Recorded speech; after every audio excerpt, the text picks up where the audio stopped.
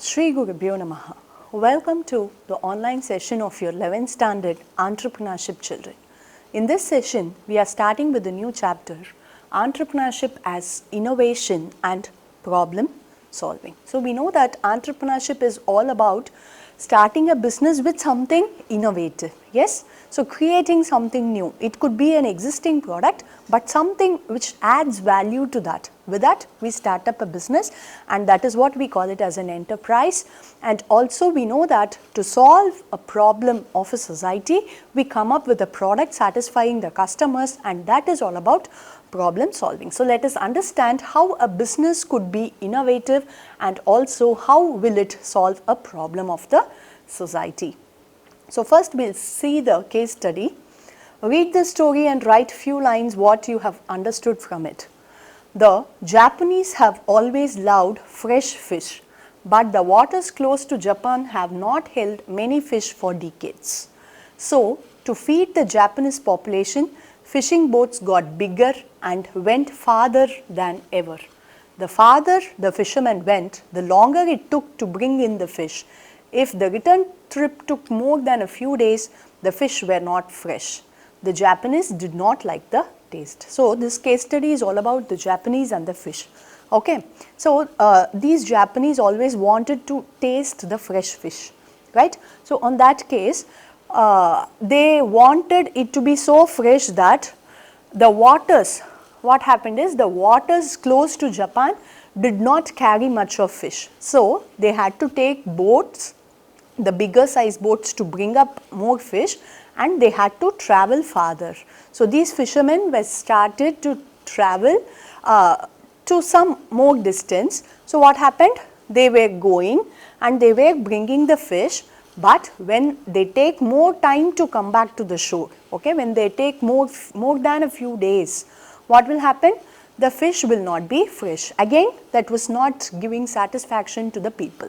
After that, to solve these problems, fishing companies installed freezers on their boats. So, what they did, they started installing the freezer. So, people wanted fresh fish and it was not fresh when it was on travel for few days. So, what they did, they installed the freezers on the boats, so that what will happen, the fishes can be stored in the freezer. So, at least to an extent it will be fresh.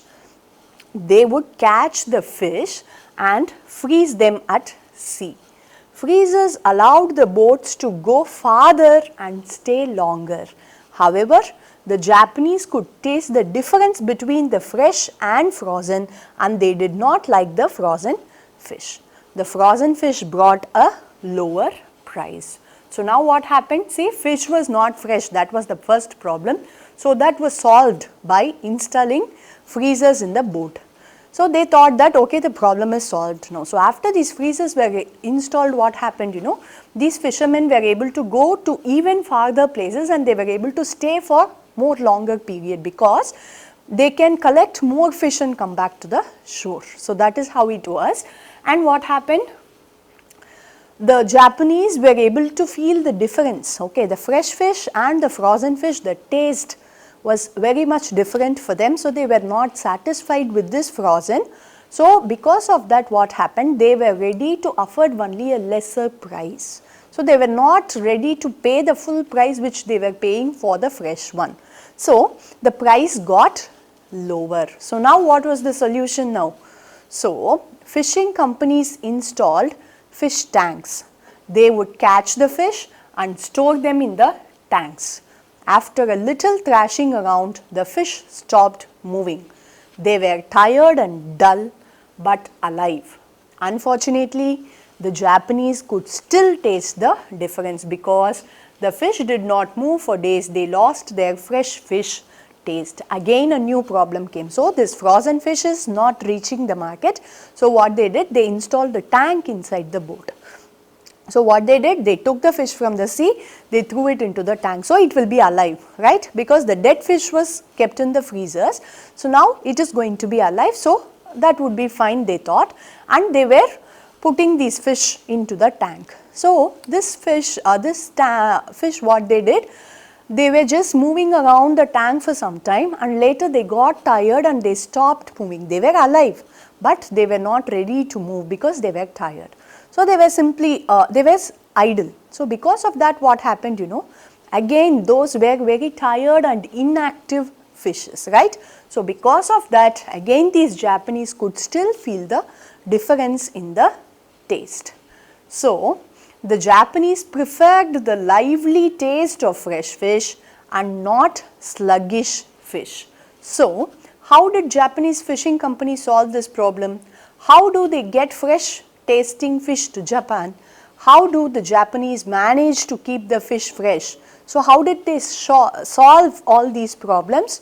Let us see. To keep the fish tasting fresh, the Japanese fishing companies still put the fish in the tanks, but now they add a small shark to each tank. So this was the simple thing they did. They were equipping all those materials in their boats, but now what they did, they still had the same tank. They took the fish and they put it in the tank. Now they added only one shark into the tank. Okay, so now what happened? All the other fishes have to run around to keep themselves alive. Yes or no? Yes. So to keep the fish tasting fresh, the Japanese fishing companies still put the fish in the tanks, but now they add a small shark to each tank. The shark eats a few fish, but most of the fish arrive in a very lively state. The fish are challenged. So they were facing a challenge of being alive or not. If they are going to give up, if they are going to just stay idle, shark will eat them. So many fishes were put into the tank. Some of the fishes were eaten by the shark, but still, okay, many fishes were alive because they were just moving around. Have you realized that some of us are also living in a pond, but most of the time feel tired and dull? So we need a shark in our life to keep us awake and moving. Basically in our lives, sharks are new challenges to keep us active. So if we are not, the same applies for us also, right? The normal human beings also. If we are not going to face any challenge, we are just going to sit idle. We are not going to be worried about anything that happens around until it happens to us. Yes? So when we have to be active, it means that we should have some shark that keeps following us. Yes? So that is what keeps us active. For an entrepreneur, the main motivating factor which urges them to continue in their entrepreneurial pursuit is challenge. So whenever an entrepreneur faces a challenge, so a situation may come that all of a sudden we are just going to close the business. That would be the situation. But only when we face that situation, we will start working out that how can we come out of this? How are we going to be successful? So to have that motto in us, to be active on that part, we will always have a challenge. We should always have a challenge. The more intelligent, persistent and competent they are, the more they enjoy the challenge. So when an entrepreneur is more persistent, who will not give up whatever happens, the more competent enough, the more qualities he has, right? All these things put together within an entrepreneur, the more he or she will enjoy the challenge actually. Yes? And from this story, it is clear that to be a successful entrepreneur, one has to be a problem solver. So just think about the companies who were selling the fishes. Yes, without being fresh, all the fishes that was caught from the sea would have just stayed back, right? So to sell them, they had to do something. So that is how they innovated, or they added more and more ideas one after the other. They installed the freezers, they installed the tanks, and after that finally they added a shark to it. That's all. So that is how an entrepreneur, to be successful, definitely should be a problem solver. Identify the various problems involved in the story and the various solutions available to solve it. So let us just put together all the problems which were in this story. First problem, love for the fish. So people loved fresh fish, so it is obvious that we have to catch more fish from the sea, right? So what happened because of that? Bigger boats were required, right? And now need for fresh fish, right? First it was all about love for the fish, then it was the need for fresh fish. On that case they installed freezers. Again people were not satisfied and they paid lesser amount. So the taste of fresh fish was missing, right? The taste of fresh fish was missing in this frozen fish. So that is why they started paying lesser amount. So to get that taste, what they did? They installed fish tanks in the boat. And again what happened? To improve the taste of the fresh fish, though it was fresh fish in these tanks, they were not active, so they did not taste the same. So to improve that taste, what they did? They just added a shark. So this is how the problems will come one after the other, and we have to again come up with the solutions one after the other. Now we will see who is an entrepreneur. We know that he or she is said to be an entrepreneur who is ready to take up any kind of risk that pertains to business, right? So why are they called problem solvers? So why do we call an entrepreneur a problem solver? Because the entrepreneurial actions are the efforts to solve problems for others. So by our product, we are able to solve others' problems. So that is where the entrepreneurs are called as problem solvers. And then entrepreneurs, when one solves a problem, a new value is created. In the business world, problem solvers take risk but often create value by solving a customer or a market problem, which is the key to creating a profitable enterprise. So when we create when we solve a person's problem, right, we will have our importance in their life, right? So normally maybe a neighbor or a friend or whoever it is, when they have a problem and when we are going and helping them, they will always think about us, right? So yeah, he or she was the person who helped me during my problem.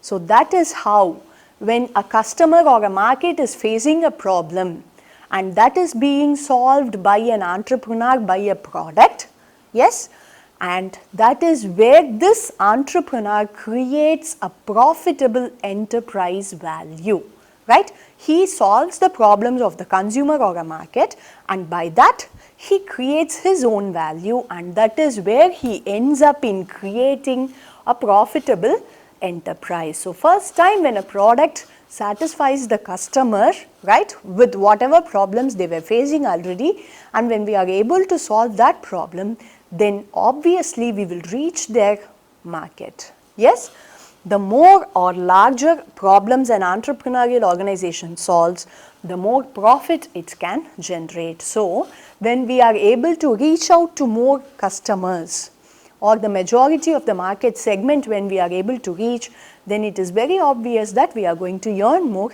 profit, right? So now we will see, we all know about KFC, yes? Kentucky Fried Chicken. So let us first understand how was this started, right? In 1930, the then 40-year-old Sanders was operating a service station in Corby, Kentucky, USA, and he encountered a lot of hungry travelers who stopped for gas. He saw that the travelers wanted to eat something as there was nothing available in that area. He saw and understood the problem. As a child, he used to cook for his siblings, and so he knows how to cook, which instigated him to cook for the travelers. He did not even have a restaurant to serve food, but his secret blend of 11 herbs and spices made his chicken recipe such a super hit among travelers, and that he started getting regular customers for his food, which prompted him to start a restaurant. And this is the humble beginning of the world famous fast food chain KFC, Kentucky Fried Chicken. Right? So Sanders, who was 40 years old in 1930, right? So he was operating a service station in Corby, which is located in Kentucky, USA. So he was running a service station, a gas station. So that was a long road, and many travelers who were passing by that road, they would usually stop at him to fill up their gases. and he was regularly seeing many hungry travelers. Why hungry travelers? Because on that stretch there were no restaurants available. So all of a sudden he got an idea. See, he was regularly seeing many hungry travelers, so he thought, why don't I cook? Yes.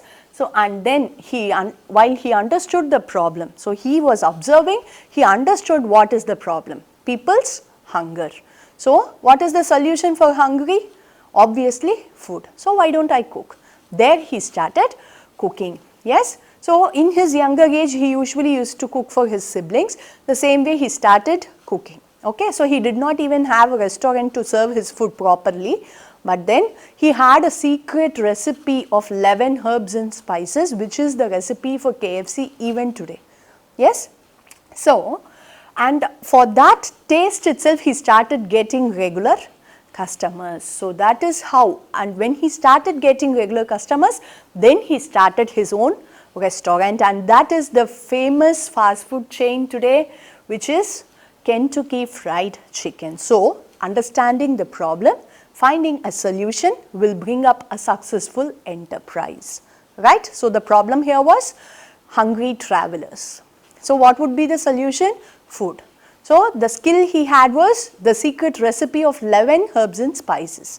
So then he started up. Without even having a place for restaurant, he started cooking, and finally he ended up in a multinational food group, yes, food chain. So that is all about the history of KFC. See you soon in the next session with more about this lesson. Thank you, children. To receive our online lessons, please press the subscribe button and you will receive the latest updates. Shri Gurubhyo Namaha.